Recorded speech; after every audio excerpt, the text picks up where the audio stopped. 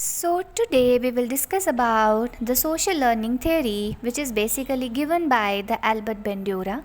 First of all, ये जो हमारा theory है, this basically focuses on the way the people acquire the particular behavior. Either the behavior can be positive, negative, desirable or undesirable in the social situation, context or the setting. तो यहाँ पे हमारे पास क्या है कि हमारे internal cognitive structures के ऊपर उन्होंने बहुत ज़्यादा फोकस दिया।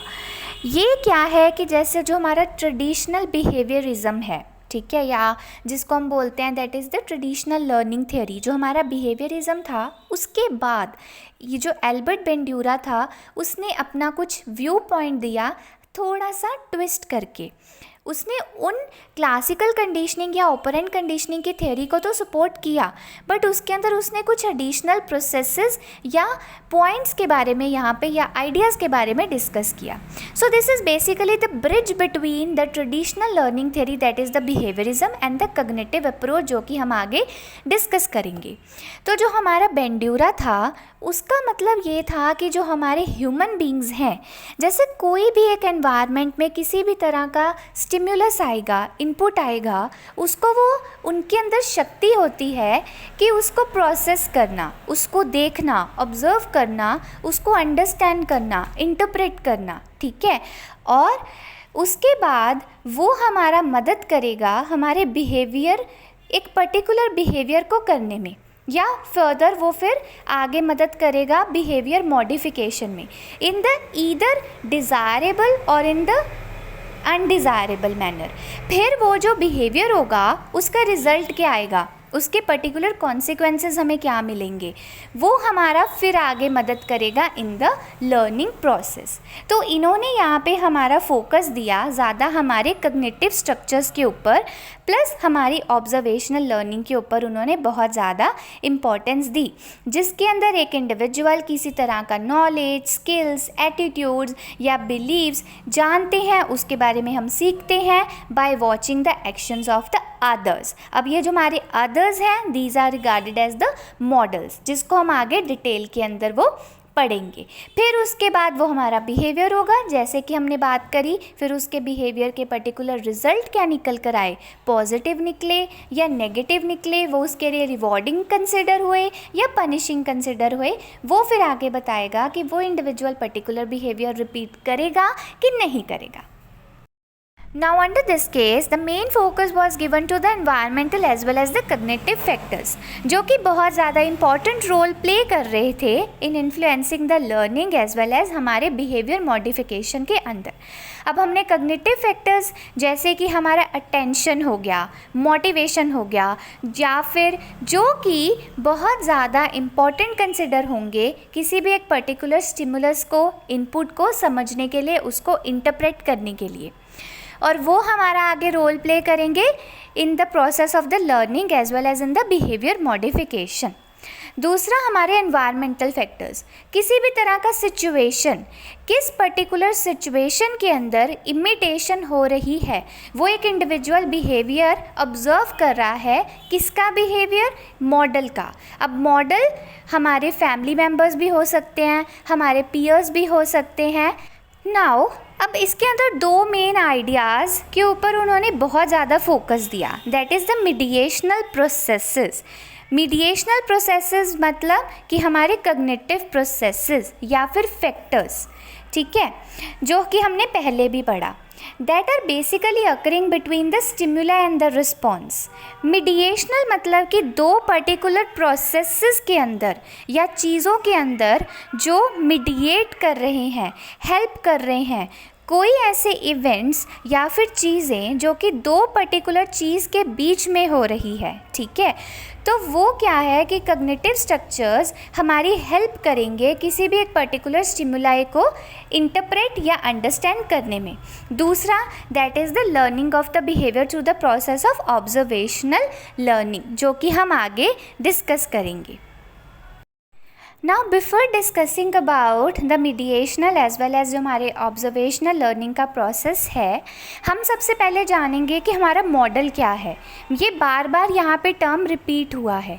मॉडल मतलब कि कोई भी इंडिविजुअल, कोई पर्सन या फिर एक पर्टिकुलर चीज़, कोई थिंग जिसके थ्रू हम बिहेवियर को ऑब्ज़र्व कर रहे हैं। ठीक है, अब ये जो हमारे मॉडल है वो लाइव मॉडल भी हो सकते हैं, जैसे हम किसी भी अपने दोस्त के या अपने फैमिली मेम्बर के एक्शंस को, बिहेवियर को हम देख रहे हैं, इमिटेट कर रहे हैं। ठीक है, तो सिंपली हम दूसरों को देखकर हम अपने बिहेवियर सीख सकते हैं। ठीक है, दूसरा आता है that is the virtual symbolic models, जैसे कि हमारे ऑनलाइन मीडिया, हम शाहरुख खान, अक्षय कुमार को देखते हैं, वो सुंदर सुंदर कपड़ों में आ रहे हैं, वो किस तरह से बिहेव कर रहे हैं, तो वो छोटी छोटी चीज़ें जो हम इमिटेट करते हैं, ऑब्जर्व करते हैं, और ये हमारी मदद करेगा in the desirable behaviour as well as in the undesirable behaviour as well. जैसे कि हम अल्कोहल एडिक्शन या फिर ड्रग एडिक्शन, ठीक है, वो भी चीज़ें हम दूसरों को देखकर ही कहीं ना कहीं सीखते हैं। नाउ अब हम बात करेंगे that is the mediational processes की। तो एल्बर्ट बेंड्यूरा ने कुछ ऐसे हमारे कॉग्निटिव या मीडिएशनल प्रोसेसेस दिए जो कि बहुत ज़्यादा हेल्पफुल होते हैं किसी भी एक पर्टिकुलर स्टिमुलस या इनपुट को, या इंडिविजुअल के, या किसी एक चीज़ के, ठीक है, जिसके अंदर हमारा बिहेवियर जो है दिखाया जा रहा है, उसको ऑब्ज़र्व करने में हमारी मदद करेंगे। ठीक है, तो सबसे पहला हमारे पास आता है दैट इज़ द अटेंशन, जिसके अंदर हमारा मेन फोकस किस पर्टिकुलर स्टिमुलस या फिर इनपुट की तरफ जो है जा रहा है। वो बोलते हैं कि हम ऐसे तो कितनी सारी चीज़ें जो है हम अपने एनवायरनमेंट के अंदर देखते हैं, ठीक है, बट हमारा ध्यान सिर्फ वो ही स्टिमुलस आकर्षित कर सकते हैं जो कि बहुत ज़्यादा स्ट्रॉन्ग है, जिनके अंदर बहुत ज़्यादा स्ट्रॉन्ग पावर है कि वो हमारा ध्यान ईज़िली आकर्षित अपनी तरफ कर ले। ये हो सकता है कि कोई एक पर्टिकुलर चीज़ जिसको हम करना चाहते हों या वो हमारे इंटरेस्ट की हो, तो हम बहुत जल्दी उस चीज़ की तरफ आकर्षित होते हैं। ठीक है, फिर उसके बाद हमारे पास अटेंशन के बाद आएगा that is the retention, that is कि वो जो हमने बिहेवियर देखा, ठीक है, उसको हम सिंबॉलिकली अपने माइंड में उसकी एक पिक्चर बना लेते हैं कि ये ऐसा बिहेवियर है, और अब हमारे माइंड में उसकी एक पिक्चर बन जाती है। पर वो बोलते कि अगर हमने ऑब्जर्वेशन के प्रोसेस को बहुत ज़्यादा स्ट्रॉन्ग करना है तो बहुत ज़्यादा ज़रूरी होगा कि हम जो वो बिहेवियर हमने सिंबॉलिकली अपने माइंड में बनाई है, उसकी एक पिक्चर बनाई है, उसको हम एक्चुअली परफॉर्म करें, फिज़िकली परफॉर्म करें। तो ये हमारा स्टेप है that is the motor reproduction का। मोटर रिप्रोडक्शन के नाम से ही हमारा क्लियर हो रहा है that is under this case there is the reproduction of the behaviour that the person has observed और द इमिटेटेड। ठीक है, मतलब कि जिस पर्टिकुलर मॉडल के बिहेवियर को हमने देखा, उसकी इमेज बना ली, सिंबॉलिकली हमने स्टोर कर ली, उसके बाद हमने वो बिहेवियर को एक्चुअली फिज़िकली परफॉर्म करके देखा। अब एल्बर्ट बेंड्यूरा का कहना ये है कि कई बार क्या होता है कि एक पर्सन जो देखता है वो उसकी इतनी क्षमता ही नहीं होती, उसकी इतनी कैपेबिलिटी ही नहीं होती कि वो एक्चुअल में उसको परफॉर्म कर सके। जैसे फॉर एग्ज़ाम्पल एक ओल्ड लेडी है, ठीक है, तो उसने एक डांसर को देखा कि वो कितने अच्छे से नाच रही है, वो तो बड़ी अच्छे से अपनी कमर हिला रही है, तो उसने भी वो जो बिहेवियर देखा उसको दोबारा करने की कोशिश करी। अब उससे अच्छे से चला ही नहीं गया, तो उसने क्या है, सिंबॉलिकली ही वो जो बिहेवियर देखा अपने मन में उसको रिप्रोड्यूस कर लिया, इंटरनली रिप्रोड्यूस कर लिया। उसने ऐसा इमेजिन करा कि भाई अब मैं तो भाई नाच रही हूँ, उसी की तरह कमर जो है वो लचका रही हूँ बड़े मज़े से। तो वो फिर एल्बर्ट बेंड्यूरा का कहना ये था कि फ़िज़िकली कई बार जब नहीं पॉसिबल हो पाता तो एक पर्सन जो है अपने मन के अंदर ही वो बिहेवियर को रिप्रोड्यूस कर लेते हैं एज अ रेफरेंस कि हमने वो चीज़ कर ली, और चलो जी कुछ समय के लिए उसको खुशी भी मिल गई। लास्ट हमारे पास प्रोसेस आता है that is the motivation. Motivation के अंदर की मतलब हमारा रिवॉर्ड क्या है, हमारा फीडबैक क्या मिला, कॉन्सिक्वेंसेस क्या निकले, जो भी हमने बिहेवियर किया वो हमारे लिए रिवॉर्डिंग प्रोड्यूस हुआ कि पनिशिंग प्रोड्यूस हुआ। ठीक है, जैसे कि फॉर एग्ज़ाम्पल एक बिहेवियर बिहेवियर उसने देखा और वो चीज़ उसने एक्चुअली परफॉर्म करी, अब उस बिहेवियर के लिए उसको पनिशमेंट मिली, तो क्या वो बिहेवियर दोबारा से परफॉर्म करेगा? कभी भी नहीं, शायद वो ना करे। ठीक है, अब अगर उसको गिफ्ट मिला, एप्रिसिएशन मिली, तो ऑब्वियस बात है कि वो बोलेगी या बोलेगा कि मैं तो बिहेवियर दोबारा से करूँगा ही करूँगा। Now will talk about the observational learning. अब ये हमारा बहुत ज़्यादा इम्पॉर्टेंट कंसेप्ट है या प्रोसेस है under the social learning theory. So this basically focuses on the learning through the observation only, that is by watching or imitating the others behavior, और others यहाँ पे क्या है, that is the model। अब यहाँ पे हमारे कोई अनकंडीशनल स्टिमुलस नहीं उन्होंने यूज़ करा, जैसे कि हमारी क्लासिकल कंडीशनिंग की थ्योरी में यूज़ हो रहा था। दूसरा, हमारा रीइंफोर्समेंट का कंसेप्ट भी यहाँ पे नहीं अप्लाई हुआ। ठीक है, जैसे कि हमारा इंस्ट्रूमेंटल या फिर ऑपरेंट कंडीशनिंग में दिखाया गया था। तो in order to understand the concept of the observational learning, Albert Bandura ने एक बड़ा ही प्यारा सा क्यूट सा एक्सपेरिमेंट दिया, that was named as the Bobo doll experiment. तो एक डॉल थी, हमने अपने जब हम बहुत छोटे थे, हमने बचपन में भी हमने देखा होगा कि एक डॉल होती थी और उसके सेंटर में वेट डाल दिया जाता था। जब हम उसको मारते थे, डिशुम डिशुम करते थे और वो फिर अपनी जगह पे वापस आ जाती थी। तो इसी डॉल को उसने इस्तेमाल किया अपने एक्सपेरिमेंट के अंदर। तो उसने क्या है कि 3 ग्रुप्स में बच्चों को डिवाइड कर दिया। सो फर्स्ट ग्रुप था हमारे पास aggressive adult model, second was the non aggressive adult model, और जो हमारा थर्ड ग्रुप था that was named as the control group. जो फर्स्ट ग्रुप था उसके अंदर बच्चों को दिखाया गया कि एक इंसान या एक मॉडल वो एक बोबो डॉल को बहुत ज़्यादा एग्रेसिवली उसको मार रहा है, पीट रहा है। दूसरा दिखाया गया कि वो जो इंसान है या मॉडल है उसको कोई फ़र्क ही नहीं पड़ रहा डॉल के साथ, वो उसको इग्नोर कर रहा है और वो अपना बिज़ी है अपने काम करने में, टॉयज़ के साथ खेलने में। तीसरा कंट्रोल ग्रुप था जिसके अंदर उनको किसी भी तरह का कोई भी मॉडल या इंसान कोई भी नहीं दिखाया गया।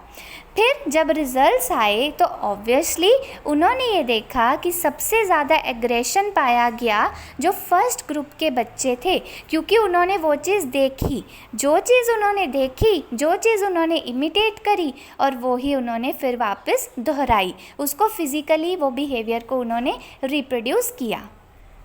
तो ये जो एक्सपेरिमेंट है ये बहुत इजी एक्सपेरिमेंट है और बहुत क्रूशियल है in order to understand the concept of the social learning theory और the observational learning process. Now according to the Albert Bandura, there are certain conditions जिसके थ्रू हमारा ऑब्जर्वेशनल लर्निंग या imitation का process बहुत जल्दी होता है। ठीक है, सो हमारा फर्स्ट कंडीशन है सिमिलैरिटी ऑफ अ मॉडल। अब इसके अंदर क्या होता है कि जो मॉडल, इंडिविजुअल या कुछ चीज़ जिसके थ्रू हमारा ऑब्जर्वेशन या इमिटेशन का प्रोसेस हो रहा है वो हमारे बहुत ज़्यादा सिमिलर हों, ठीक है, हमसे मिलते जुलते हों। फॉर एग्ज़ाम्पल अगर कोई गर्ल है तो वो फीमेल्स के ज़्यादा अच्छे से इमिटेट कर पाएंगी, ज़्यादा अच्छे से सीख पाएंगी। जैसे कि एक छोटी गर्ल है, वो अपनी मदर को जिस तरह से वो रेडी होते हैं, तैयार होते हैं, तो उसकी नकल उतारने की वो कोशिश करती है। Second is the status of the model, जो बहुत ज़्यादा सुपीरियर हैं इंडिविजुअल्स, ठीक है। जैसे फॉर एग्जांपल हमारे एक्टर एक्ट्रेसेस, तो उनका एक नेम एंड फेम है, तो उस केस में जो एक इंडिविजुअल्स हैं उनके चांसेस इंक्रीज़ हो जाते हैं कि वो उनके बिहेवियर को ऑब्ज़र्व करें, उनको इमिटेट करने की कोशिश करें, पर एट द सेम टाइम कहीं ना कहीं ये अनडिज़ायरेबल बिहेवियर्स को भी प्रमोट करेगा। जैसे हमारे कुछ ऐसे फेमस पर्सनैलिटीज़ हैं जो टेलीविज़न के ऊपर एड्स को प्रमोट करते हैं, जैसे कई बार ड्रग्स की ऐड होती है वो भी शायद वो प्रमोट करें, तो उस चीज़ को वो देखकर वो इन्फ्लुएंस होते हैं कि यार वो कर सकता है, फेमस पर्सनैलिटी कर सकती है, तो हम क्यों नहीं। Now the third one is the reinforcement and the punishment. अब ये जो हमारा इंस्ट्रूमेंटल और ऑपरेंट कंडीशनिंग से बहुत ज़्यादा डिफरेंट है। इसके अंदर ऐसा होगा कि एक इंडिविजुअल देखेगा कि वो जो पर्सन है उसके behaviour either it can be desirable और अनडिज़ायरेबल, तो उसको रिवॉर्ड किया जा रहा है या पनिश किया जा रहा है, तो वो फिर आगे रिस्पॉन्सिबल होंगे किसी भी एक बिहेवियर को रिपीट करने में या फिर ना रिपीट करने में। जैसे फॉर एग्ज़ाम्पल किसी भी एक इंडिविजुअल ने कुछ अच्छा काम किया, ठीक है, और उसको रिवॉर्ड मिला, तो जो दूसरा पर्सन है जो उसको देख रहा होगा वो वही वाला बिहेवियर इमिटेट करेगा, उसको फिर वो दोहराने की कोशिश करेगा।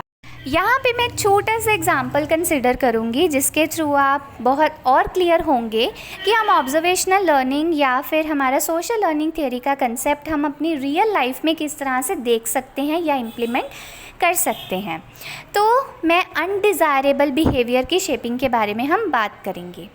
तो सबसे पहला यहाँ पे आता है कि जो एडोलेसेंस होते हैं या जो आजकल यंगस्टर्स हैं उनके ऊपर अल्कोहल एडिक्शन या ड्रग एडिक्शन का बहुत ज़्यादा बुरा प्रभाव पड़ रहा है, ज़्यादा से ज़्यादा पीयर इन्फ्लुएंस में आ जाते हैं वो, ठीक है।